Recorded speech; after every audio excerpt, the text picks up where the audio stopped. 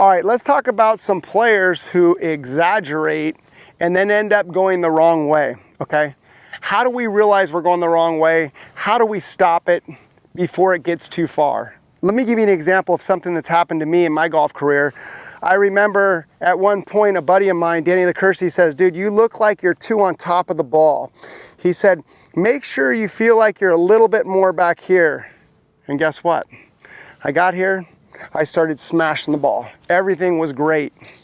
So every time I went to the course, I felt like, that's a feel I need.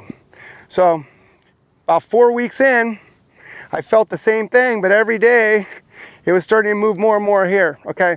So honestly, in about a month, I remember I was pretty stacked on top of it to tilting way over here, probably about 20 degrees. And I felt like I was doing the same thing, but guess what? My ball wasn't doing the same thing.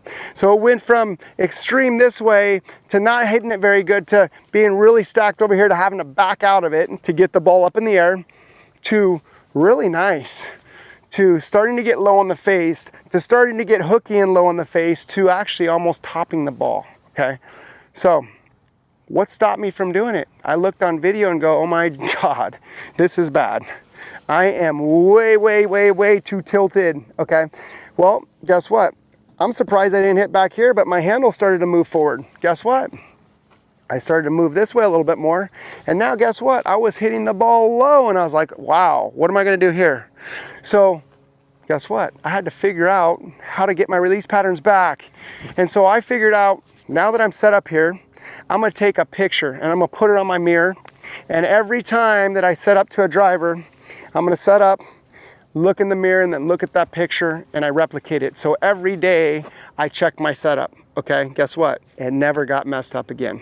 So I highly advise when you're hitting it good, take some still pictures of yourself, put them on your mirror and set up that way and copy it, okay? Now, that's not just one situation that's happened to me over time. Here's another situation.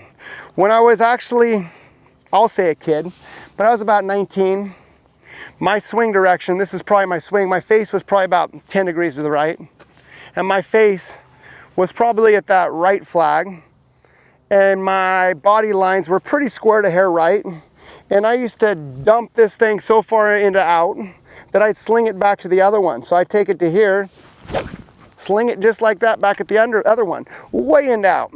So guess what? I figured that I saw Tiger Woods doing a drill. I said, that's a drill for me. I started going up to the top and going every day, just like Tiger. Guess what? I played for 6 months of the best golf I've ever played in my life, copying Tiger. And guess what? All of a sudden, my swing was working awesome. Guess what? Eventually, I got too steep.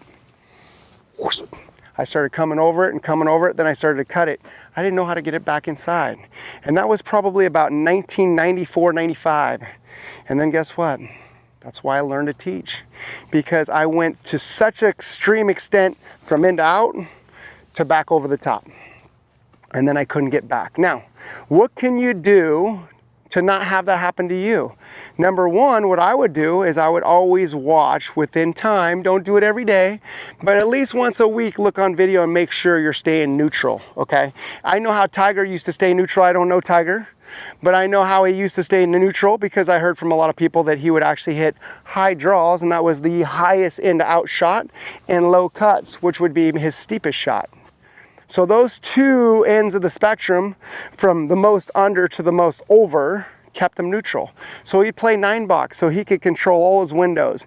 Meaning if you're hitting a low shot, low draw, low straight, low cut, mid-flight draw, mid-flight straight, mid-flight cut, and then a high draw, high straight, high cut, you could hit all 9 of those windows. Guess what that's doing? It's getting you to actually be really over or really under or somewhere in between. So you're staying in a neutral ground, and that's where I'd like to keep you. So a lot of my players go, I want to hit a draw. They hit a draw and it gets too far. Or, hey, I want to hit a cut. I got a lot of kids that were under and they hit a cut and they're playing great golf for about 3-4 months. Then all of a sudden they're so steep, they're like, what happened? Well, guess what? You got to have some drills to offset it. You got to learn to do some under into out drills, and you got to have some sticks out here that you can go out and across when you get too dumped under, okay? So you got to stay neutral, whether you're playing 9-box, too far in out or too far over to stay neutral, or you're putting sticks in the ground to stay neutral. Just make sure you're watching it and make sure you're staying consistent rather than saying, I like to play a cut or I like to play a draw, and then all of a sudden it goes the wrong way, okay? So for those of you who are going the wrong way and at one point it was great, whose fault is that? It's yours. You're your own coach. Make sure you're checking out your own stuff, whether it's in the mirror or on camera, and get your stuff ready to do the same thing day in, day out, and make sure when you do an exaggerated move for you, it might feel the same, but after a while, it's gonna mess you up.